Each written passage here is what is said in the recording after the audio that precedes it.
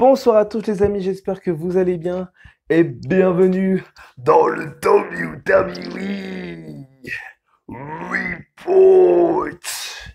Bienvenue à la review du 10 juillet 2020 Friday Night SmackDown. Et nous sommes en compagnie de la moitié des spécialistes du catch. Kevin Payne, bonsoir à toi. Bonsoir à tous. Nous étions évidemment pour les commentateurs avec Michael Cole et Corey Grave. Le show s'ouvre avec évidemment le Miz TV. Et le Miz TV, the most favorite show of all time.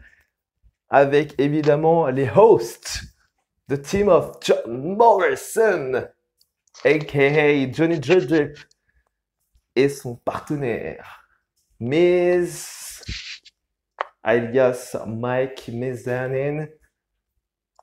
Début du show tranquille, vraiment. Et ils ont interviewé The Charismatic Enigma, The Rainbow Head Warrior, The Legendary Jeff Hardy. Match. Plutôt, d'abord, interview très intéressante de Jeff Hardy. Miz qui s'est un petit peu moqué de Jeff Hardy, avec il lui expliquait les choses, il lui a un petit peu parlé de sa rivalité avec Sheamus, il lui a un petit peu parlé de son alcoolémie, il lui a un peu parlé de ses addictions, et Jeff Hardy en a marre. Jeff Hardy, il en a vraiment eu marre, il a commencé à dire aux Miz, tout simplement, qu'il en avait marre qu'on se foute de sa gueule, qu'il en avait marre vraiment que on l'insulte à propos de ses addictions et qu'on le traite d'alcoolique parce que oui, il est alcoolique, mais il l'assume. Et il en a marre que Sheamus s'en prenne à lui. Il a collé une droite au Miz, il a collé une droite à John Morrison. Ça a créé un match. Et tout simplement, le Miz et Jeff Hardy se sont affrontés. Kevin, qu'est-ce que tu penses du segment, déjà, premièrement? Qu'est-ce que tu penses du Misty? C'est pas impressionnant de Miz et John Morrison de se moquer. Jeff Hardy. Et ce qui m'a fait en plus rire un peu, c'est Jeff Hardy, à un moment, je crois, il dit j'ai l'impression que tu te fous de ma gueule et que ça te fait rire. Et Miz dit honnêtement, ouais, c'est ça. Genre, il lui dit carrément ça. Et en gros, il y a un petit segment qui est le plus important de ce Miss TV. C'est vraiment le plus important à comprendre. Je dis pas que le reste n'est pas important, mais je dis juste que vraiment cette partie est la plus importante parce que ça parle d'un futur match.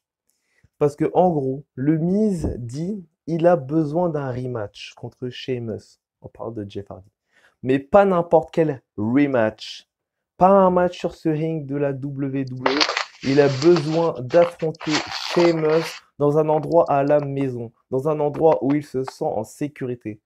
Dans un bar fight. Donc ça veut dire que Sheamus a lancé littéralement un défi à Jeff Hardy pour le premier bar match de l'histoire de la WWE. Autrement dit, la stipulation est très simple. Ils vont s'affronter dans un bar, dans un restaurant, Voilà, en avec gros, de c'est un match l'alcool. sans disqualification dans un bar. C'est en fait, C'est ça. c'est un espèce de street fight, mais dans un bar. C'est ça. Et en Donc, fait, c'est comme Jeff Hardy l'a dit, en fait. Ce sera pas un match simple, ce sera un match handicap puisque je devrais me battre contre ouais, Sheamus, mais c'est aussi le contre Miz, mon ouais, c'est le Miz alcoolémie. qui lui a dit ça. Il lui a dit, en fait, techniquement, tu vas non seulement combattre tes deux pires adversaires. Après, on voit Jeff Hardy qui fait une tête, qui fronce les sourcils en se disant, mais attends, tu parles de qui là?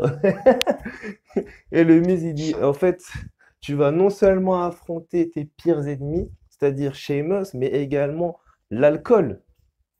Et t'as Jeff Hardy qui fait, You damn right, you know that I will confront my two best enemies, Sheamus and the alcohol. Franchement, Jeff Hardy qui clairement dit il va affronter ses deux pires ennemis.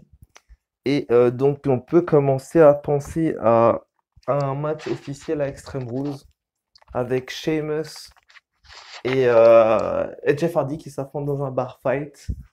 Ça va être annoncé très très prochainement. On sait que le show c'est cette semaine, c'est ce week-end, les amis, dans la nuit du 18 au 19. Extreme Rules, The Hour Show. Voilà, donc je pense que ça va être annoncé vendredi. Vendredi qui est le dernier SmackDown avant Extreme Rules. Je pense qu'il va y avoir une confrontation entre Jeff Hardy et Sheamus et que le match va être officiel pour Extreme Rules. Kevin? C'est ça. J'ai parti chez Sheamus dans un bar fight, c'est sur Extreme Rules. Lors Mm. du Horror Show, ça risque d'être violent puisque Jeff Hardy, on sait qu'il en a marre de Sheamus, qu'il en a marre qu'on se foute de sa gueule. D'ailleurs, Sheamus, il fait penser, comme on dit en anglais, à un bully. En gros, une brute, quoi. Quelqu'un Mm. il disait genre, je me rappelle quand ils avaient montré le clip, ils avaient dit, Sheamus, il avait dit, Jeff Hardy, c'est quelqu'un de faible, c'est un alcoolique, c'est un drogué. Bah, bien sûr, c'est normal qu'on a envie de le Comme il l'a dit frapper. avec son accent irlandais, Is the just a chunky? Chunky. Ah ouais. Je me suis dit à ce moment-là, je me suis dit, mais franchement, Sheamus, t'abuses. T'abuses, mon gars. Ah là là. Bref, on va passer au Mais prochain match. Tu voulais dire quelque chose? du coup, ouais, on pourrait se demander quelle sera la suite pour Jeff après Sheamus. Ben, je pense que il y avait des rumeurs comme quoi ils allaient faire un match entre The Fiend et Jeff Hardy, mais Ah, ce serait bien ça. je sais pas si c'est une rumeur fondée. Je sais pas si ça va vraiment arriver. On parle de rumeurs comme ça contre le film Hell in a Cell, par exemple. Ça parlait à Extreme Rules, mais visiblement non. Donc je pense que ça va être Hell in a Cell. Hell in a Cell, donc pay-per-view du mois d'octobre, normalement. On verra ce que ça va donner. Ok. On verra, on verra. En plus, on se rapproche vraiment du mois d'octobre. On est quasiment au mois d'août. On va arriver au mois de septembre. Donc, je pense que le mois d'octobre, c'est dans quelques mois. Extreme Rules, ça va passer. Ensuite, on aura Clash of Champions en septembre. Août, SummerSlam. Ouais. LNSL en octobre. Ça va être pas mal. Ça va être intéressant. J'espère que d'ici là, C'est les fans sûr. seront de retour. Donc, du coup, t'as dit, parce qu'en gros, il y a une petite coupure. Putain, Ouais, je disais que les fans, je pense qu'ils seront là à ce moment-là. j'espère aussi. Prochain match, tag team match entre Sasha Banks et Bayley, the Role Models, the Women's Tag Team Champions. Et ils ont affronté les anciennes championnes Alexa Bliss et Nikki Cross pour préparer la rivalité entre Bayley et Nikki Cross pour Extreme Rules. Victoire de Sasha Banks et Bayley. Ce match, du coup, à la fin du combat, Nikki Cross fait son swinging neckbreaker sur Bayley, suivi du tombé, mais Sasha Banks intervient pour l'arrêter. Alexa Bliss veut s'en prendre à Banks, mais cette dernière l'envoie contre la barricade. Cross s'approche de Banks et Bayley en profite pour lui faire son roll-up. Et set des cordes pour gagner le match. Victoire de Bayley et de Sasha Banks. Je n'ai rien à dire sur ce match. Franchement, on a tous compris qui était heel, qui était face. Euh, le match s'est passé assez simplement, vraiment. Moi, j'ai rien eu à dire sur le match. Je trouve que ça a été logique que Bailey gagne par tricherie. Et pourtant, je suis pas du tout le genre de mec qui aime ce genre de fin de match. Kevin, tu le sais. Ah, je sais. Mais j'ai trouvé que pour ce match-là, c'était logique. Bailey, elle va pas se fatiguer à faire un finish sur Nikki Cross ou sur Alexa Bliss. Voilà, elles veulent les humilier, elles veulent montrer qu'elles sont les plus grandes championnes par équipe de l'histoire, ce qu'ils sont également, parce que c'est vraiment vrai. C'est les uniques two-time Women's Tag Team Champions et c'est des légendes à l'NXT. Donc voilà. Et en plus, en ce moment, à ce qui paraît, ça parle d'un tag team match de légende à SummerSlam. Ça parle d'un Lita et Trish Stratus contre Bayley et Sasha Banks à SummerSlam. Et si ça arrive, croyez-moi, ça va faire du jeu. Ça va faire beaucoup de bruit. Ça, c'est sûr. Ce sera un très gros match de légende. Le Très retour de gros. l'une des plus grosses équipes de l'histoire du catch. C'est-à-dire que, dites-vous bien que Lita et Trish Stratus, à eux deux, ils ont 13 titres féminins. C'est immense. C'est C'est-à-dire, immense. c'est-à-dire que Ouais. Lita, elle a 6 titres et que, Trish Stratus, elle en a 7. À eux deux, ils ont 13 titres de la WWE. Ce sont deux Hall of Famers. Et apparemment, c'est les prochaines adversaires de Bayley et Sasha Banks pour le meilleur pay-per-view of this summer. SummerSlam 2020. Ça va être un match intéressant. N'est-ce pas, Kevin? C'est sûr. Et en plus, je voulais juste ajouter que concernant le match, vraiment Bailey et Sasha Banks, on peut officiellement dire que leur finish maintenant c'est le roll-up. C'est des- À chaque fois ils ont fini leur match, elles ont fini leur match sur des roll-up. Ah ouais. Ah, c'est devenu leur finish carrément. Ah mais carrément. À chaque fois ils finissent leur match comme ça. Ah oui, non. Ben, pourquoi pas, j'ai envie de dire. Écoute, Santino Marella, c'était bien ça son finish en 2007, hein. C'était le Miracle Roll-up, le roll-up du miracle. MDR. J'ai envie de dire pourquoi pas. On continue avec le prochain match. Et on a eu premièrement un karaoke competition avec du coup les 5 femmes qui discutaient la dernière fois en backstage avec Samoa Joe. Je crois qui a animé, c'était Samoa Joe, c'était qui déjà? Je sais plus. De qui de... L'animateur, je crois. Non, c'était pas Joe. C'était pas Non, Joe. t'avais Corey Graves. Non, mais c'est lui qui était dans le ring, qui a animé le show. C'était pas Samoa Joe. C'était. Euh... Ah putain. C'est pas marqué. Sur la review, ce Ah, n'est je viens pas de marqué. regarder le show en plus il y a pas longtemps, je m'en rappelle plus. Oh, ça arrive, les amis, on a des Euh, trous de mémoire Ah merde. en plein show. Ça arrive. C'est les aléas du direct.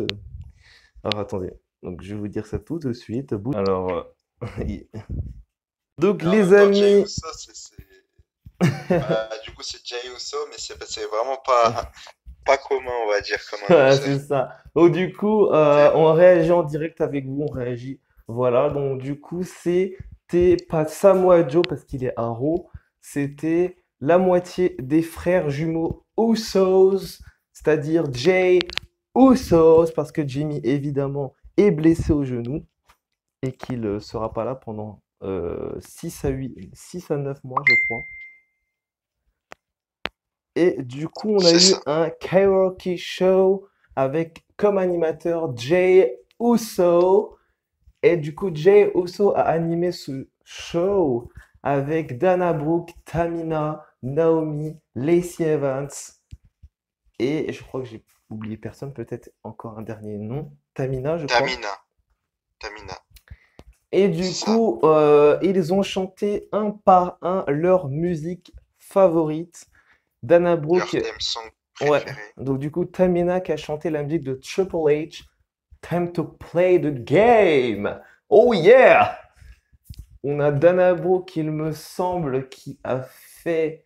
La euh, chanson de Honky Tonk Man. yeah, exactement. Lacey Evans, elle, euh, Dusty Rhodes, je crois. Non, non, c'est Non, Naomi non, Dusty c'est Naomi Rhodes Dusty et Rhodes. Et Lacey Evans, elle a fait. elle a fait une musique que je connaissais pas d'ailleurs, mais C'était la donc. musique de... Alors, je vais vérifier, mais en tout cas, donne ton avis, je vais vérifier en même temps. Mais je pense que c'était très intéressant. Franchement, je trouve que c'était un bon segment. C'était pas ouf, c'était pas un truc de fou non plus, mais c'était un bon segment parce que ça nous a fait redécouvrir des musiques qu'on avait un petit peu pas oubliées, mais qu'on avait Mis de pas côté, on va écoutées. dire. Voilà, qu'on avait mis de côté, comme la musique de Dusty Rhodes ou encore la musique de Triple H, ou vraiment des musiques comme ça qui sont hyper connues et qu'on a passé à autre chose avec ces musiques-là. Ça nous a fait plaisir de les réentendre à nouveau. Surtout la musique de Dusty Rhodes, je vous avoue que c'était vraiment un réel plaisir de pouvoir la réentendre. Et du coup, on a eu ensuite Naomi qui a gagné le karaoke show avec son interprétation de Dusty Rhodes, la musique évidemment. Et du coup, Naomi qui ensuite s'est fait frapper au visage par Lacey Evans. Suite à ça, il y a eu un match entre Lacey Evans des Stacey Summerville face à Mademoiselle Naomi, celle qui est The Glowing Superstar, comme j'aime l'appeler, c'est-à-dire la superstar pétillante, la superstar faite de paillettes et de lumière. Naomi face à Lacey Evans. Je trouve que ce match a été plutôt bon, vraiment. Et franchement, j'ai bien aimé ce match, vraiment. Kevin, toi, tu l'as bien aimé? C'était un bon match. C'était vraiment pour. Il y a des rumeurs comme quoi il y aurait peut-être un heel turn qui serait préparé pour Lacey Evans. les Evans. Mm. Et donc, ce serait logique. C'est clair. À la fin du match, Lacey Evans s'en prend à Dana Brooke et Tamina, puis remonte sur le ring, mais Dana Brooke et Tamina montent elles aussi, et une bataille explose. L'arbitre arrête le match. Lacey Evans gagne par disqualification. Alors là, on peut se dire c'est un peu bizarre comme quoi elle gagne par disqualification, mais je trouve ça un peu logique parce que vraiment, elle commence à taper Dana Brooke et Tamina, donc surtout que Tamina, encore Dana Brooke, ça me choque un peu de l'avoir énervée comme ça. Mais je trouve qu'elle se fait manquer de respect, donc ça paraît logique. Mais Tamina, hey, vu sa tête, tu la tapes, quelle que soit la personne qui la tape, elle répond, c'est sûr. Ah, c'est sûr ça. Donc du coup, voilà, je trouve que vraiment c'était plutôt logique que ça finisse comme ça. Ouais, même si j'ai pas aimé, c'était logique. Enfin, j'ai pas aimé la fin surtout. C'est C'était clair. logique. On va peut-être avoir un petit Fatal 4-Way dans le futur Hmm. avec les quatre. C'est clair. Dans les coulisses, l'intervieweuse félicite AJ Styles pour sa défense de titre de la semaine dernière contre Drew Gulak. Styles dit que Gulak avait honte. C'est le coach de Daniel Bryan. Si le niveau de la compétition auquel il doit faire face, ce n'est qu'une perte de temps, il gardera le titre très longtemps. L'intervieweuse interroge Styles sur son match contre The Original Bro la semaine prochaine. C'est donc officiel. Styles ne comprend pas et il veut savoir pourquoi. Qui Matt Riddle a-t-il battu? L'intervieweuse lui rappelle qu'il l'a battu lors de son premier match à SmackDown. Styles dit que c'était une question rhétorique. Que se passera-t-il lorsque le roster ne sera pas là pour aider Riddle? Il va perdre contre Styles parce que Styles dit à la fin que, qu'elle le veut ou non, en parlant d'intervieweuse, Styles est bel et bien phenomenal. Et j'ai envie de dire, donc c'est officiel pour ce vendredi, les amis. Matt Riddle vient d'arriver la semaine dernière à SmackDown et il obtient ce vendredi une opportunité pour le premier titre principal dans sa carrière, le Intercontinental Championship, le titre le plus prestigieux de la WWE face à AJ Styles à SmackDown. Matt Riddle, AJ Styles, c'est désormais officiel. Kevin, qu'est-ce que t'en penses? Logique, j'ai envie de dire, il a battu le champion intercontinental, donc il a droit à un match. Il a C'est vrai. gagné son droit pour avoir un match, donc Voilà. voilà. Matt Riddle qui, tout simplement, comme je l'ai dit auparavant, nous fait un début à la Styles, avec du style, mais surtout à la Styles, parce que, encore une fois, pour la petite référence, il y a 4 ans, AJ Styles faisait son début à Raw après avoir fait ses débuts au Royal Rumble face à Roman Reigns. Il faisait ses débuts à Raw contre Chris Jericho et dans une grosse rivalité, il a battu Jericho. Ensuite, il a battu John Cena avant d'avoir son premier titre à la WWE.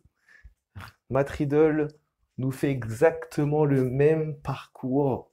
Il va se confronter à AJ Styles lui-même. Et donc, est-ce que on va assister à un nouveau roi de SmackDown pour le titre intercontinental? Est-ce que Matt Riddle va battre le phénoménal AJ Styles? Sachant qu'apparemment AJ Styles va prendre sa retraite dans très peu de temps, apparemment, parce que apparemment il dit que c'est son dernier règne à la WWE. Après, il va prendre sa retraite. C'est un peu triste, mais c'est vrai. Kevin? C'est triste. C'est triste, mais il a déjà montré de ce dont il était capable. Mm, Voilà quoi. Il n'a plus rien à prouver. mm. Bon, on verra si la WWE lui tend un dernier contrat ou est-ce que AJ Styles va bel et bien prendre sa retraite.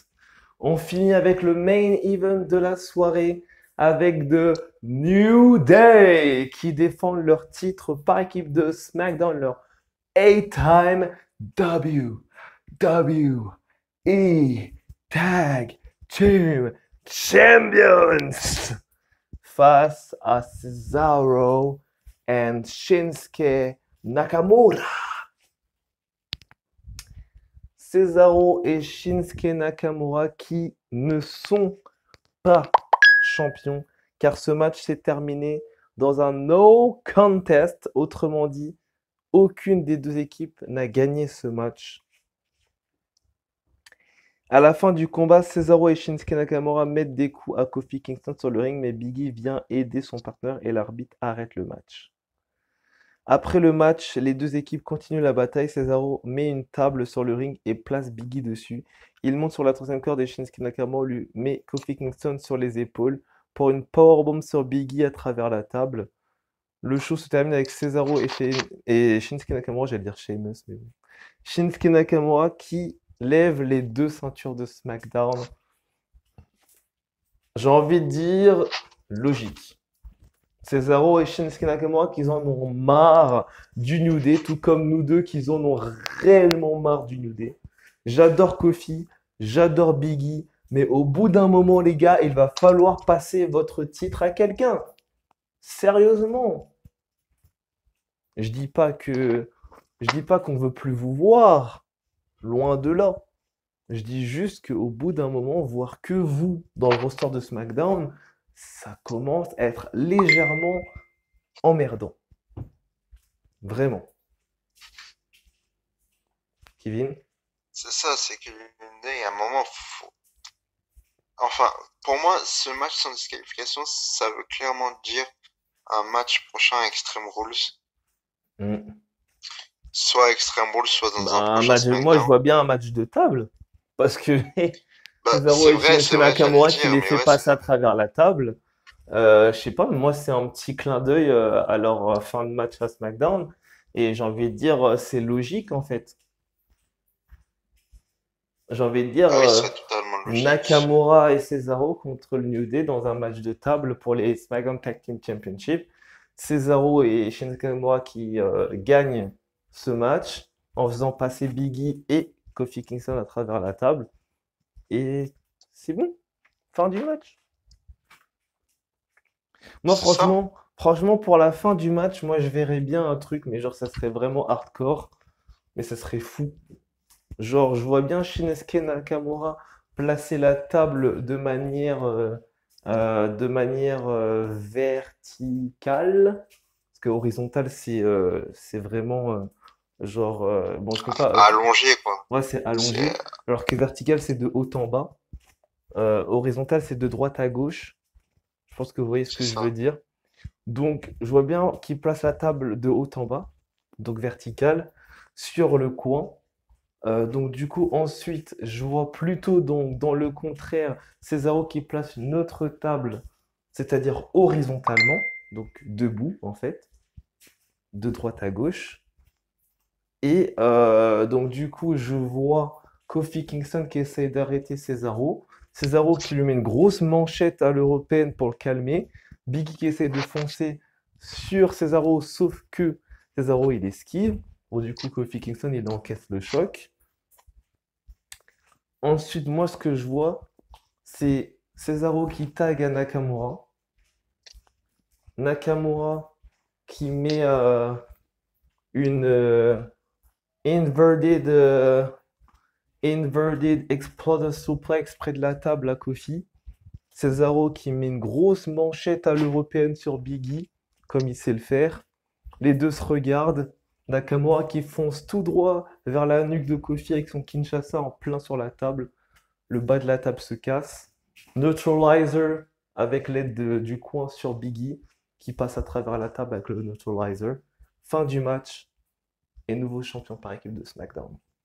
Au moins, le match se finit clairement, de manière clean, et tout le monde est content. Voilà, C'est vrai, ce serait un bon match. Surtout, on a enfin Cesaro et Nakamura champion. c'est clair.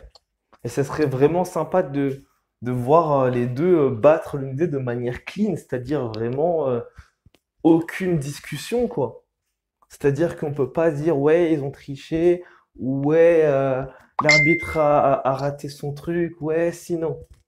Ils les ont fait passer tous les deux à travers la table. Fin du match, c'est tout. C'est tout. C'est ça. Voilà, donc du coup, voilà ce qu'on pense de ce Friday Night SmackDown. Donc n'hésitez pas à liker, à commenter, partager, abonnez-vous, activez la cloche. On va donner évidemment une note à ce show. Donc du coup, je vais dire un bon 14 sans, sans vraiment d'appréhension parce que vraiment, j'ai pas énormément aimé ce SmackDown. Je vais vous l'avouer vraiment. J'ai pas énormément aimé ce SmackDown, mais je trouve qu'il y a vraiment pas mal de choses qui ont fait que ça a rattrapé. Et c'est pour ça que je donne ce 14. Et toi, Kevin? Je suis d'accord avec toi, t'as tout dit et j'aurais mis la même note que toi. Donc du coup, 14 aussi? C'est ça. Du Donc coup, ça fait une moyenne 14. de 14. 14 sur 20 pour ce Friday Night SmackDown du 10 juillet 2020. C'était donc le WWE Report. On se retrouve très prochainement pour de nouvelles vidéos.